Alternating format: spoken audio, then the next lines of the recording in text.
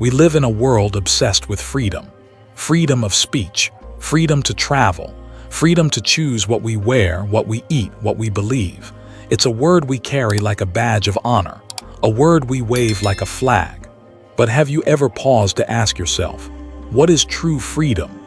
Not the kind stamped in constitutions or shouted from rooftops, but the kind that exists quietly inside you. The kind that isn't given or taken by governments, money, or social expectations. A freedom that's yours, even when life feels like a cage. I want you to imagine something. Picture yourself standing in an open field at sunrise. The horizon stretches endlessly in every direction. No walls, no schedules, no deadlines. It feels free, doesn't it? But now notice your mind. Notice how it clings to what happened yesterday, worries about what might happen tomorrow. The way it reaches for things you desire and runs from things you fear. Even in that open field, you are not free. And that's the great paradox of our lives. We chase freedom in places, possessions, and experiences.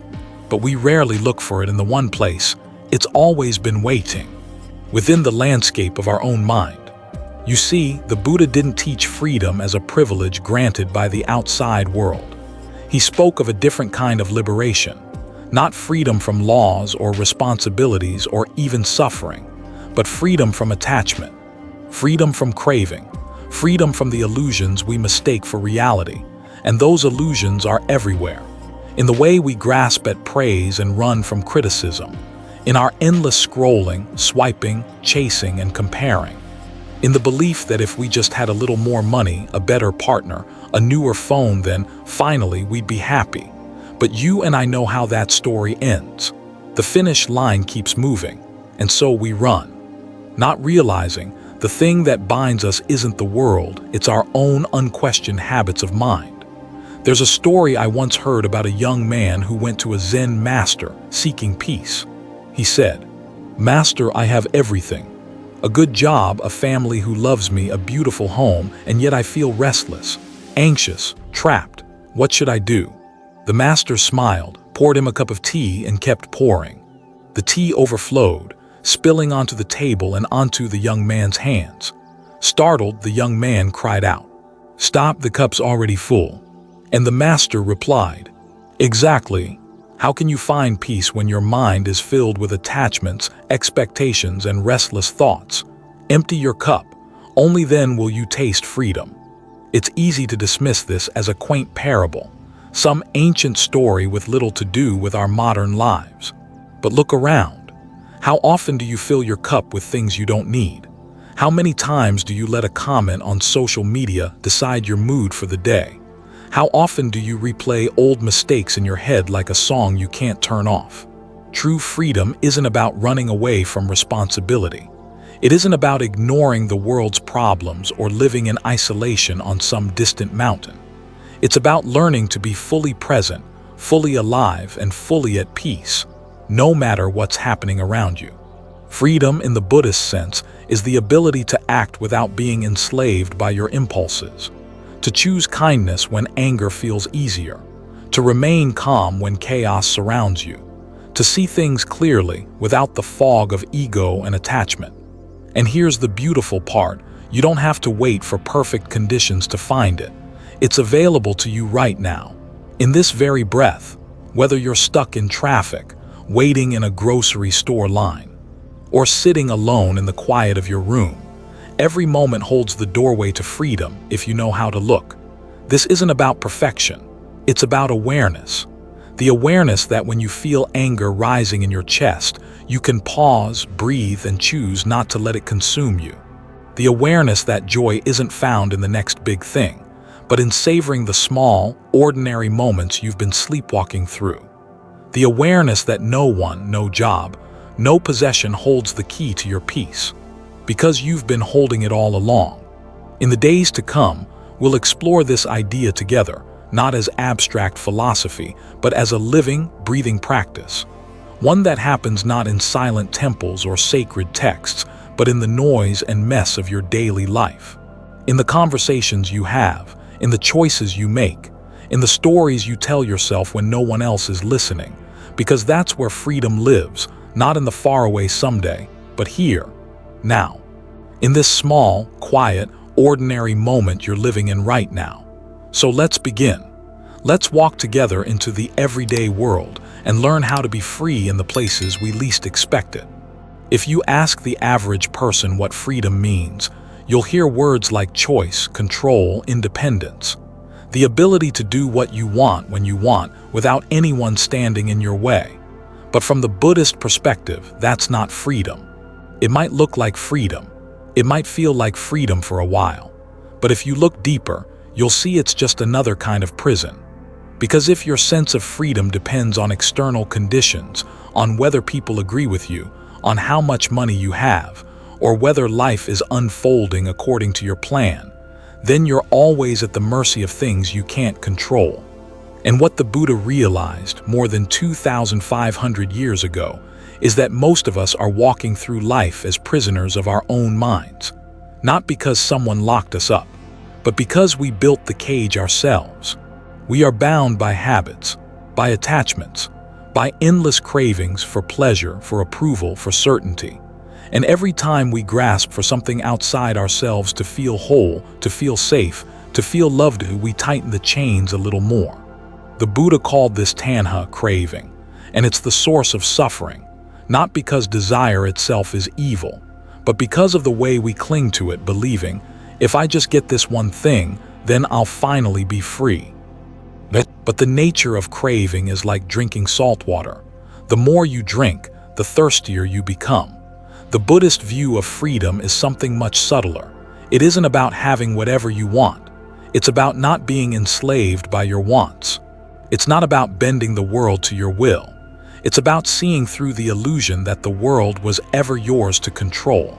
It's the freedom of a mind unshaken by praise or blame, of a heart that isn't chained to fleeting pleasures or temporary victories. And it begins the moment you realize this truth. Nothing in this world can truly belong to you. Not your possessions, not your status, not even your body. They are impermanent, changing, fading. This might sound bleak at first, but within that truth is a kind of radical, luminous freedom, because when you stop clinging, when you let go of the illusion of permanence and control, you discover a peace that nothing outside of you can give or take away. The Buddha described this freedom not as an escape from life, but as a way of being fully present within it, not numbing yourself from pain, but understanding its nature so deeply that it no longer binds you. Imagine standing in a rainstorm. Most people run for shelter, cursing the sky. Others might grin and say, "It's just rain." But the one who is truly free, they feel each drop, see the beauty in the storm, and neither cling to it nor resist it. They simply stand, fully alive in what is. This is what the Buddha called nirvana, not some mystical place you reach after death, but the extinguishing of the fire of craving right here, right now. The word nirvana literally means blown out like a candle flame, not the extinguishing of life, but the extinguishing of attachment, of the feverish need for things to be a certain way. And in that quiet, you find space. Space to choose your response instead of reacting on impulse. Space to act with compassion instead of anger. Space to experience joy without fear of it ending. The Buddhist path to this freedom is called the Eightfold Path. Not a rule book, not a dogma, but a guide to living in a way that untangles you from suffering. It begins with right view, seeing life as it really is, not as we wish it to be. Recognizing the impermanence of all things, the inevitability of change, and the causes of suffering rooted in craving and ignorance. Then right intention, the quiet commitment to kindness, to letting go, to seeking peace over conflict. Right speech, words that heal rather than harm. Right action, deeds that bring harmony, not division. Right livelihood, a way of earning that doesn't cause suffering to others. And then right effort, cultivating states of mind that lead to freedom and releasing those that lead to bondage. Right mindfulness, the art of being fully here, right now, without judgment or distraction. And finally, right concentration, developing a calm, focused mind that sees things clearly. Each of these steps isn't a commandment. It's an invitation. a way of slowly, gently loosening the knots we've tied around ourselves, and in doing so, experiencing a freedom that isn't loud or flashy, a freedom that exists in choosing silence over argument, in forgiving without being asked, in finding beauty in the ordinary. True freedom isn't the absence of difficulty. It's the ability to meet whatever life brings with grace, to face loss without collapsing, to hold joy without clinging, to walk through both storm and sunshine untouched by either. And perhaps the most powerful thing about this path is, it belongs to no one. You don't need to shave your head. You don't need to leave your home. You don't need to adopt any label or belief. Freedom, as the Buddha taught, isn't reserved for monks or mystics. It's for anyone willing to pause, to look deeply, and to wake up from the dream we've been sold about what it means to live well. And so, as we continue this journey together, we'll explore not only the philosophy of freedom, but how to live it, how to practice it in the middle of traffic, in the middle of heartbreak, in the middle of an ordinary Tuesday afternoon. Because the ultimate truth is this: freedom isn't found in escaping the world. It's found in no longer being enslaved by your reactions to it. And once you taste even a drop of that freedom, you'll never be quite the same. Most people imagine spiritual awakening as something grand, a moment of blinding clarity beneath a sacred tree, a mountaintop revelation, or the kind of wisdom spoken by mystics with faraway eyes. But what if I told you the doorway to freedom isn't hidden in mountaintops or ancient texts? What if it's waiting for you in the smallest, simplest moments of your day? A sip of morning tea, the feeling of warm sunlight on your skin, a kind word to a stranger, even the act of washing a single dish. In Buddhism, liberation isn't a destination you reach someday if you're lucky enough, or good enough, or enlightened enough. It's something you cultivate, moment by moment, in the very fabric of your ordinary life. The Buddha taught that it isn't what you do that matters most. It's the state of mind you bring to what you do. You could travel to the most sacred temple in the world, but if your heart is filled with greed, resentment, or distraction, you'll leave no freer than when you arrived. But you could also fold laundry, sweep the floor, or greet a passerby with sincere kindness. And in that simple act, plant the seeds of awakening. Why? Because it's not the size of the action that carries power. It's the awareness behind it. There's a story from the Buddhist tradition about a woman named Kisa Gautami. After losing her only child, she was inconsolable. In desperation, she sought the Buddha, begging him to bring her son back to life. The Buddha promised he would, but first, he asked her to find a mustard seed from a household where no one had ever experienced death. So she went door to door, house to house, and in each home she heard the same sorrow: a lost father, a mother, a child, a friend. By the end of her search, she returned to the Buddha, empty-handed but transformed. She realized suffering was not hers alone. It was the thread running through every human heart. That insight didn't arrive in a flash of supernatural wisdom. It came through everyday conversations, through listening, through walking, through the ordinary. And this is what the Buddha meant when he said, "The path is in every moment." When you wash a dish with mindfulness, aware of the temperature of the water, the scent of the soap, the simple act of your own hands moving, you're no longer lost in past regrets or future anxieties.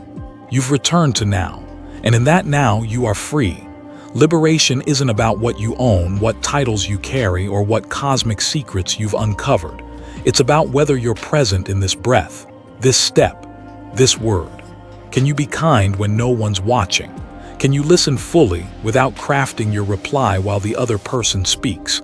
Can you notice the rise and fall of your own breath in a moment of tension and soften? This is the path, not in escaping life's messiness, but in moving through it with awareness and grace. Zen master Thich Nhat Hanh once said, "When you're washing the dishes, wash the dishes." Meaning, don't wash the dishes while daydreaming about tomorrow's plans or replaying yesterday's mistakes.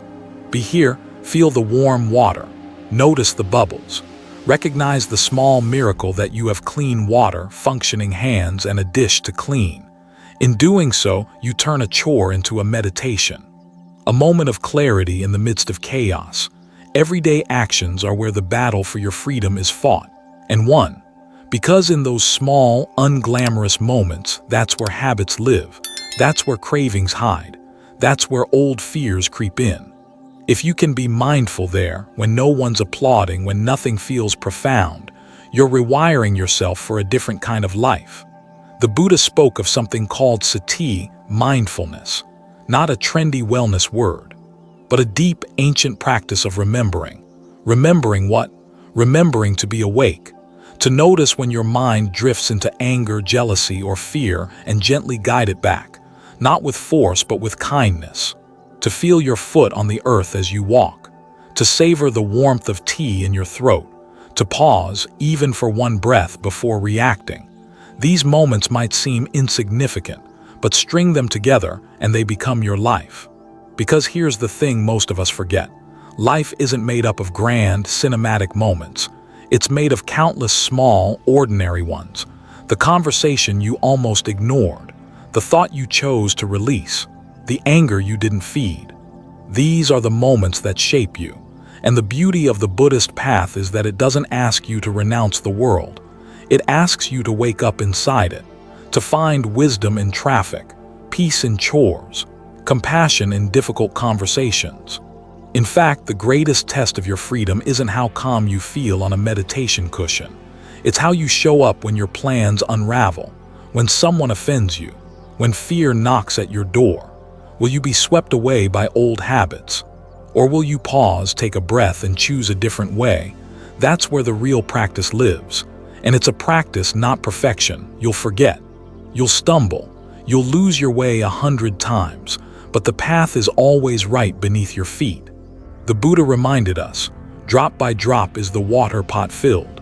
Meaning, each small moment of awareness, each simple act of kindness, each breath taken consciously, fills the vessel of your life. And one day, you realize you've built a life of presence, of peace, of genuine freedom, not through a single grand gesture, but through 1,000 humble ones. So the next time you brush your teeth or fold a shirt or open a door, see if you can be there for it. Fully notice the sensation, the breath, the quiet miracle of existing here now. This is your path to liberation, not someday, not somewhere else, but right here, right now, in the next ordinary thing you do.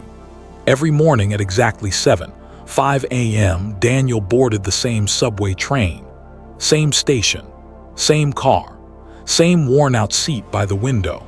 And every morning, the world outside blurred into a gray, forgettable stream of faces, concrete, and advertisements. He wasn't really living those mornings. He was surviving them, caught in a fog of deadlines, bills, unspoken anxieties, eyes open but asleep inside. Maybe you know that feeling. Maybe you've lived it too. One Monday, though, something shifted. It wasn't a holiday. It wasn't a miracle. It wasn't some life-changing event.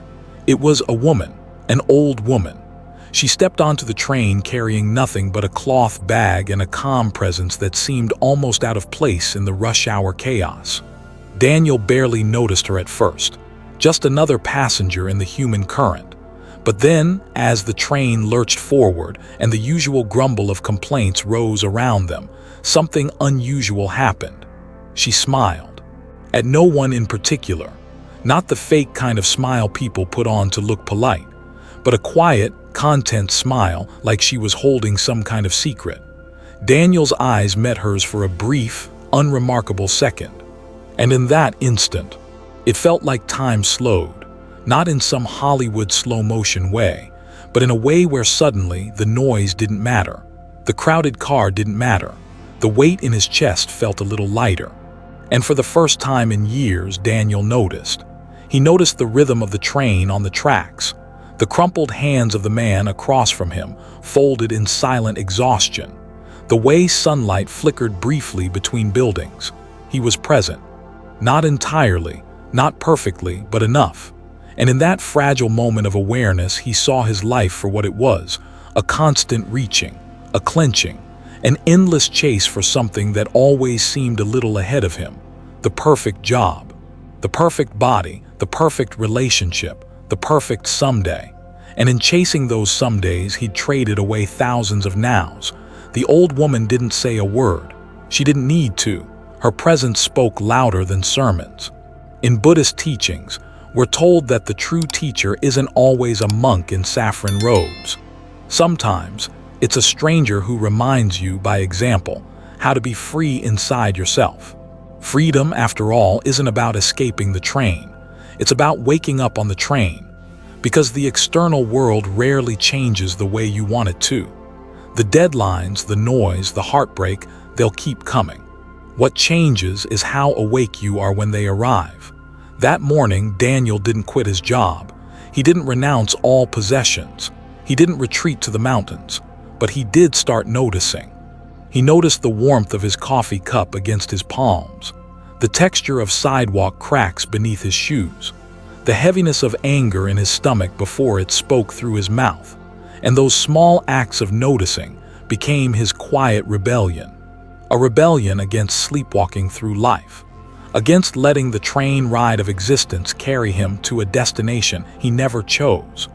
Buddhism teaches us about the illusion of control, that so much of our suffering comes from trying to orchestrate reality, to force life into a shape that soothes our insecurities. But control is a mirage. You can't control the train. You can't control the passengers. You can't control the delays or the detours, but you can control how present you are, how you respond to the moment that's unfolding. And often, the simplest way to wake up is through a single, conscious breath. It sounds trivial. It sounds foolishly easy, but the greatest truths usually do. That's why stories like Daniel's matter, because they remind us that enlightenment isn't reserved for sages in ancient temples. It's available to commuters on crowded trains, to mothers packing lunches, to baristas handing over coffee. It's in those in-between moments where no one's watching, where nothing feels profound. And yet, it's all profound. Daniel never saw the old woman again, but the lesson stayed. In the months that followed, he found himself slipping back into old patterns, lost in frustration, anxiety, noise. And every time, without fail, he remembered her face. That quiet smile, that unshaken calm in the middle of a storm, and he took a breath and returned, not perfectly, not forever, but in that breath he was free. That's how awakening works, not in a single final epiphany, but in 1,000 small returns. We forget, we remember, we drift, we come home again and again and again. And in those humble returns, we build a life of presence. So as you listen to this now, wherever you are, whatever weight you're carrying, take a moment. Feel your feet, notice your breath, sense the room around you. And remember, you don't have to wait for a perfect moment, a peaceful retreat, or a crisis to wake up. You just need to notice, right now, right here. And perhaps, like Daniel, you'll find your own teacher in the face of a stranger, or in the simplicity of a moment you almost missed. Freedom, it isn't something you find once and then hold forever. It's a practice, a muscle you build, a skill you cultivate moment by moment, breath by breath. And the good news is, you don't have to disappear into a monastery, shave your head, or give away all your belongings to begin. Because real freedom lives in the tiny, often overlooked spaces of your daily life. In this chapter, let's explore simple, practical tools rooted in ancient wisdom to help you reclaim those spaces, to wake up inside your everyday actions, to turn ordinary moments into gateways to liberation. Tool 1. The sacred pause. The modern world is a relentless tide. Notifications, demands, conversations, to-do lists, a constant forward rush. And in that current, it's so easy to lose yourself. The Buddha taught that awareness isn't something you switch on only in meditation. It's something you can carry into every breath, every step, every conversation. And one of the simplest ways to practice this is the sacred pause. Before you answer a message, before you speak, before you act on anger or desire or fear. Pause, take a single conscious breath. Feel it enter your body. Notice it leave. And in that small pocket of awareness, ask yourself, Is this reaction coming from freedom or from habit? Most of our suffering, after all, doesn't come from what happens to us, but from how we reflexively react to it. The sacred pause creates a crack in that reflex, a space where choice lives, a chance to respond instead of react. Tool 2, the art of noticing. Most of us go through our days half asleep. We walk the same routes, eat the same meals, see the same faces, and yet we barely see any of it. Mindfulness isn't just a meditation technique, it's a way of being. You can practice it anywhere. Notice the warmth of the water as you wash your hands, the way light filters through your window in the afternoon, the sensation of air on your skin as you step outside. These tiny acts of noticing pull you back from autopilot. They anchor you in the present. And the present, however ordinary it may seem, is the only place freedom lives. Tool 3, reframing desire. Desire in Buddhism isn't the enemy. It's natural, it's human. But unexamined desire, the kind that drags you around, that promises happiness in the next possession, the next accomplishment, the next escape, that's where we lose ourselves. One simple practice. When a craving arises, pause and ask yourself, what am I really chasing here? Is it the object itself or the feeling you think it will bring? That new phone, that praise at work, that vacation. Is it truly about the thing or the temporary sense of worth, security, or pleasure you imagine it holds? Once you see this, the grip of desire loosens, not by force, not by shaming yourself, but by understanding that most of what you chase, you already carry within you. Tool 4, befriending discomfort. Modern culture sells us a lie, that life should always feel good. That discomfort is a problem to fix. That sadness, boredom, loneliness should be medicated, numbed, or outrun. But the Buddha saw discomfort for what it really is, a teacher. Every difficult emotion is a doorway. Instead of pushing it away, try sitting with it, naming it, feeling where it lives in your body. Notice how it rises, changes, and eventually passes. This doesn't mean you should wallow in suffering, but rather learn to stay present with what is. Because freedom isn't about eliminating pain. It's about relating to it differently, about remembering that even the most intense emotions are temporary visitors, not who you are. Tool 5, letting go of the narrative. Most of us live inside stories. I'm the kind of person who never. People like me always. They never respect me because. We narrate our lives like a movie, placing ourselves at the center of every scene. And often, those narratives keep us trapped. Buddhist wisdom reminds us that the self is not a fixed, permanent thing. It's a collection of habits, memories, perceptions. And when you notice you're trapped in a painful narrative, pause, name the story, and ask, is this absolutely true? Or is this just a story I've rehearsed for so long it feels like truth? You might be surprised how often your stories are simply old habits of thought, not facts. And every time you question them, you loosen their grip. Tool 6, cultivating loving kindness. Freedom isn't just about personal peace. It's about how you move through the world.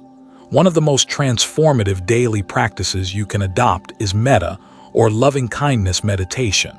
It's simple. You take a few moments to silently repeat phrases like, may I be safe, may I be healthy, may I live with ease.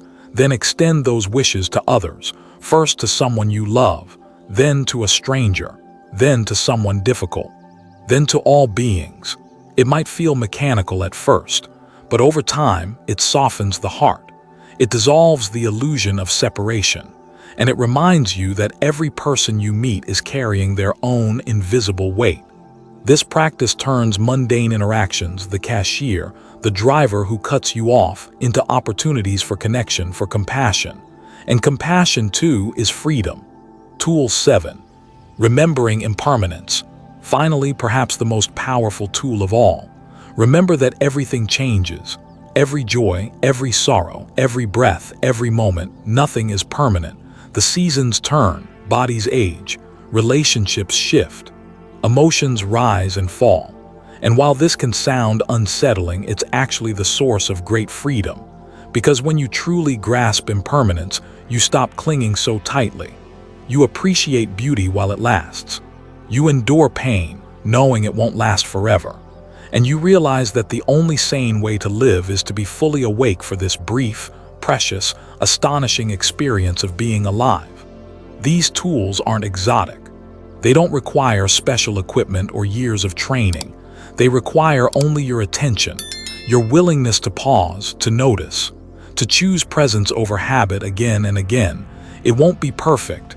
You'll forget. You'll get caught. You'll fall asleep. But every time you remember, every breath you reclaim is a small, radical act of freedom. And those small acts stitched together become a life not ruled by fear, not driven by craving, but guided by awareness, by compassion, by clarity, and perhaps by a quiet, unshakable joy. The path to freedom is beautiful, but it isn't easy. It winds through tangled forests of doubt. It crosses deserts of fear. It climbs steep hills of old habits and ancient wounds. And along the way, you'll encounter obstacles, not just from the outside world, but from within yourself. In this chapter, we'll meet those obstacles, not as enemies to defeat, but as teachers, each one holding a message, each one revealing where you're still clinging, still afraid, still asleep. Because the truth is, what blocks your freedom is never out there. It's always here, inside. Obstacle 1. The restlessness of the mind.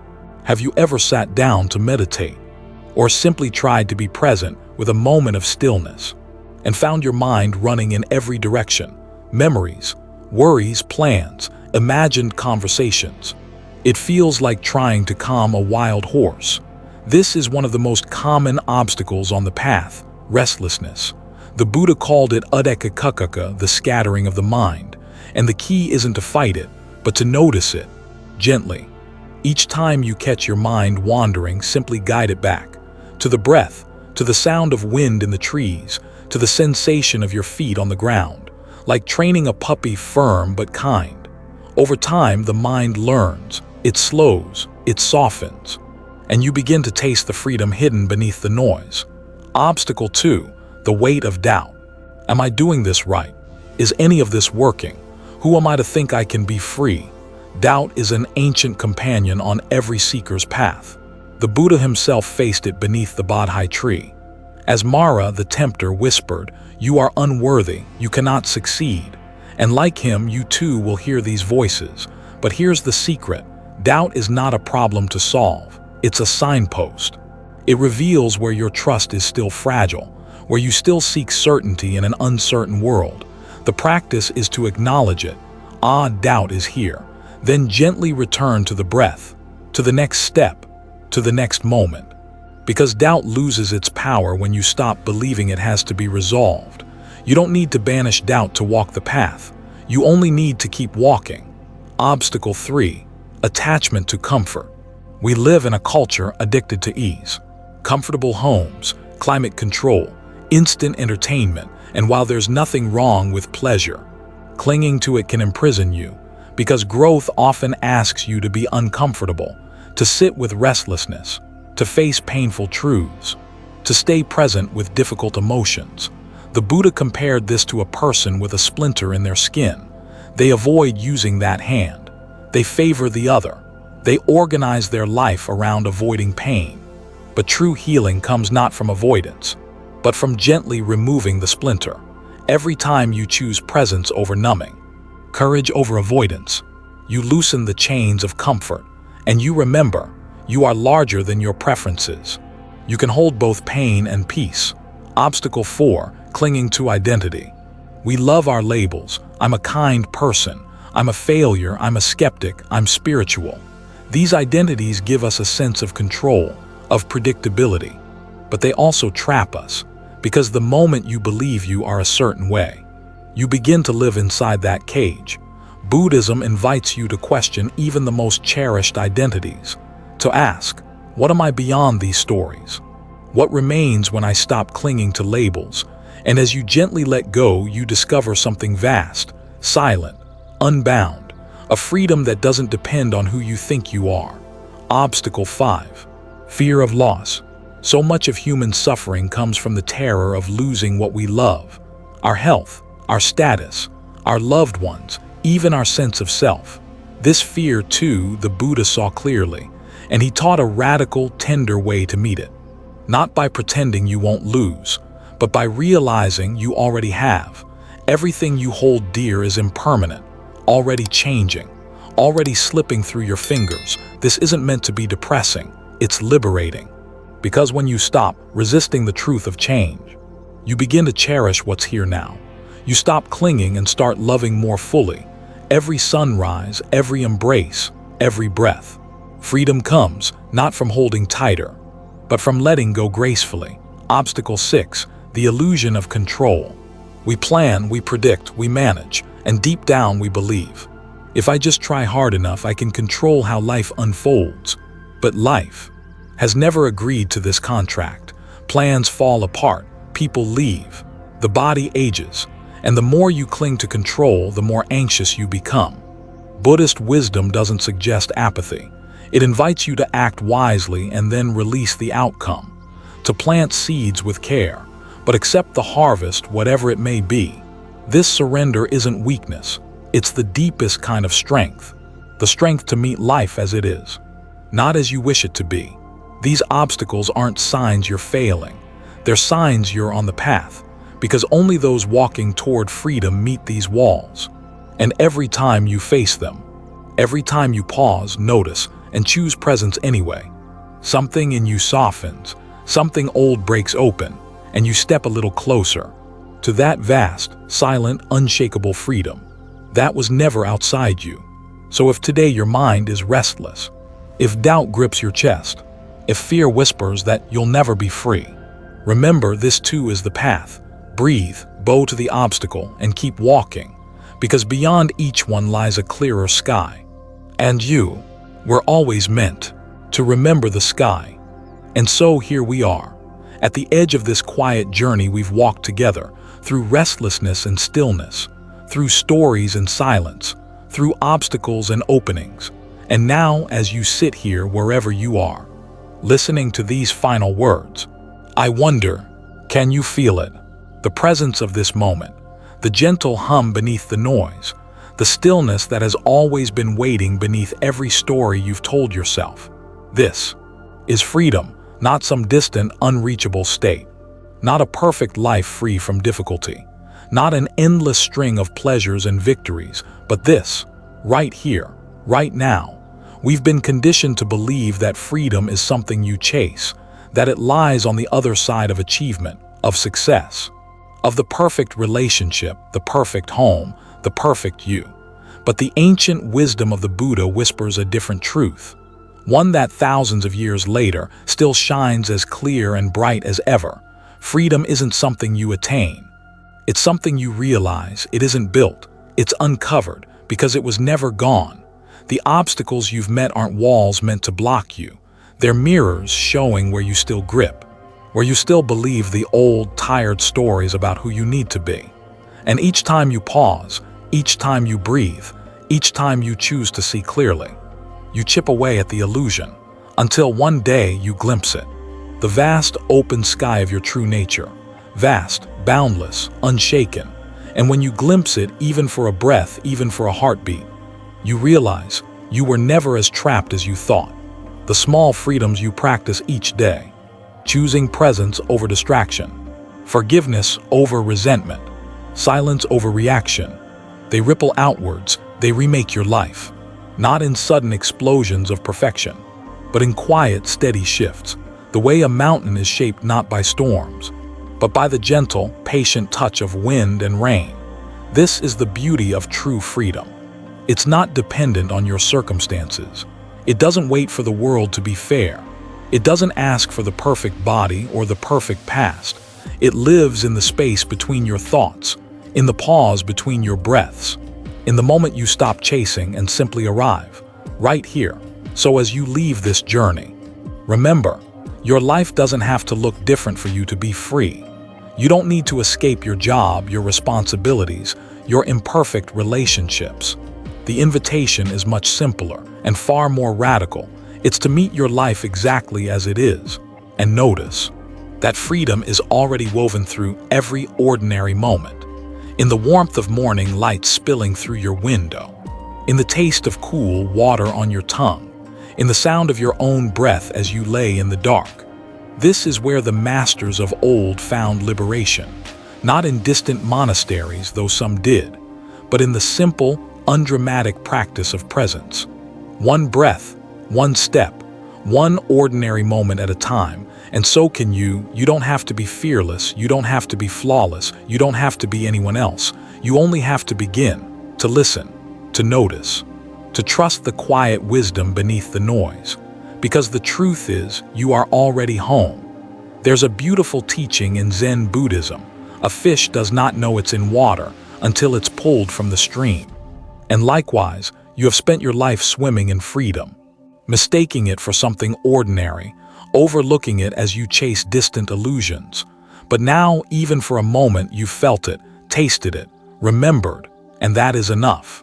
So whatever happens next, whether your days are filled with ease or difficulty, with clarity or confusion, let this remain, the knowing that freedom is not a destination, it's a way of being, a choice you can make. Right here, right now, in this breath, in this step, in this life. And when you forget, as you will, as we all do, don't punish yourself, just smile gently, notice and return. To this, to now, thank you for walking this path with me, for your courage to listen, to feel, to remember. The journey never really ends, it only deepens, and wherever you go from here, may you carry this simple, quiet truth: freedom is here, freedom is now, and you were always free.